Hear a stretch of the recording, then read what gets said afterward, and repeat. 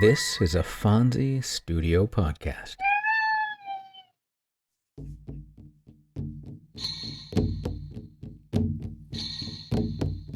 Welcome to Tales from the First Nations. I'm Jay Idle, and every week I'll share with you a tale and ancient wisdom of the native tribes of North America. I'll be joined by my cats, Dawa and Fonzie, who will undoubtedly make their presence known at some point, so I might as well just list them as co-hosts. We hope you'll enjoy the tales and wisdom, raise your vibration, and enrich your life with us every week.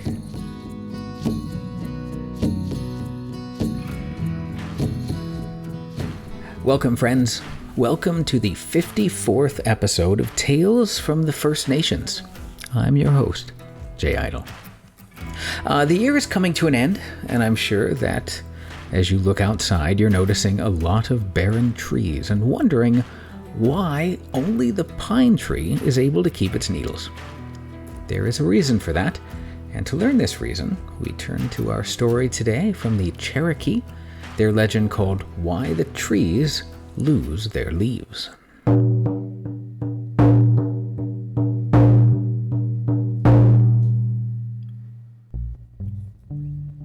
In the early times, the trees and animals were always able to talk to one another. They lived close to each other and shared many things. But every year, the cold time came and the birds would fly south to where it remained warm and would return with their families in the spring when the warm season returned. One year, as the cold season approached, Sparrow was injured. He would not be strong enough to fly to the warm lands with his family by himself. So he made his family fly south to the warm lands without him. Injured, he knew he would not survive the cold season, so he sought the help of the trees. He approached Oak. "Oh, Oak, I am injured and cannot fly. The cold season approaches, and if I do not find shelter before then, surely I shall die. Please, Oak, let me shelter among your leaves and branches during the cold times, that I may heal and greet my family on their return in the spring." But Oak was a crusty old tree and did not relish the idea of having a guest in the cold time. So he told Sparrow, "Sparrow, go find somewhere else to spend the cold time. I do not wish you to spend the cold time with me." And poor Sparrow was hurt in his spirit to be turned away. So Sparrow went to Maple and asked her, "Maple, I am hurt and not able to fly to the warm lands with my family for the cold season. Please let me shelter among your leaves and branches during the cold time, or surely I will perish." And Maple, though a very sweet tree, did not enjoy the thought of a guest for the cold time, and she too turned Sparrow away. You go ask someone else to shelter you, Sparrow. I don't wish to spend the cold time with you." And again, hurt in spirit, Sparrow was turned away. Sparrow went to each of the trees and asked each of them for shelter in the cold time, and each and every time Sparrow was turned away until there was no tree left to ask, except Pine. With no hope left, but not willing to accept death, Sparrow approached Pine. "Pine, I am injured and not able to fly south to the warm lands with my family.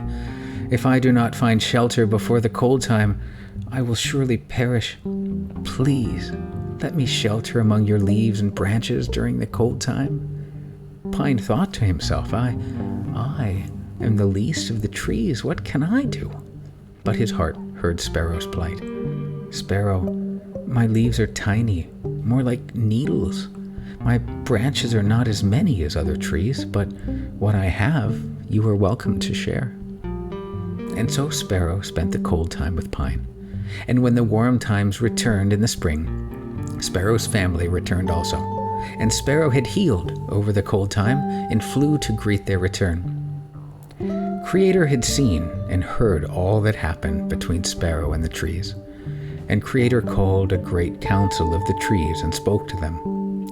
"You, who were given so much, who had so much, would not share the least of what you had with Sparrow in his need. Because of this, from this day forward, When the cold time is upon the land, your leaves shall wither and die and blow away. Creator then spoke to Pine.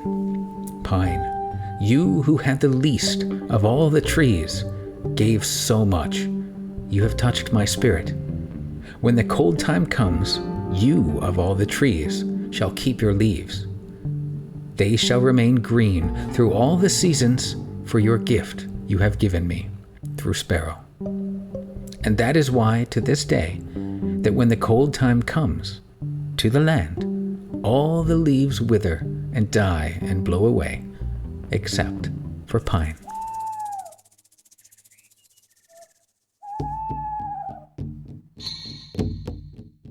The Pine was kind and generous of spirit. He gave what he could, and he helped poor Sparrow in his time of need. It's a wonderful message for the moment, because we're in a time of year that most people find to be a holy time. But let us remember that every day is a holy day when we do holy things. It is with respect and gratitude that I offer you my blessings, and thank you for sharing your journey with me and sharing your time with me on this podcast. I wish you well and look forward to sharing another story with you next week. Go in peace, return in peace, and may you be well.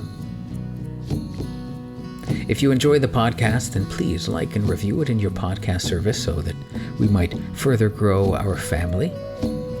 Our story today comes from northerncherokeenation.com, which is a wonderful website with a lot of information. They have great stories, information, history, and a list of fantastic events that you can participate in. I highly recommend you check out their site, northerncherokeenation.com. For more great stories, you can join me here next week for another episode of Tales from the First Nations. I'm Jay Idle, and I'll talk to you next time. The beautiful music you hear right now is provided by my dear friend Scott Brocklesby, and our podcast image of the moon was provided by Mark Lawton. We will see you next time. All right, that's it. How'd we do, Dawa? Phones? Excellent. Then I'll share it.